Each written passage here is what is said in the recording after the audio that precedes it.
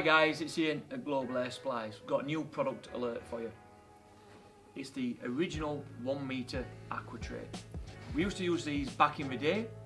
Very simple to use. You put your rock wool slab inside.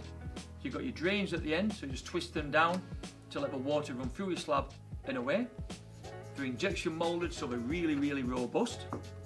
And all you do, you put your culture slab, which we will be stocking very shortly, drop that into the tray, put your 3 or your 4 inch blocks down the slab, put your SBS propagator plugs inside the squares, and you're up and running.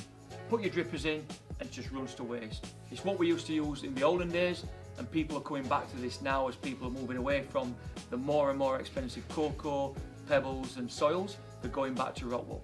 If you want any more information on this, jump on my website or give us a call. Cheers guys.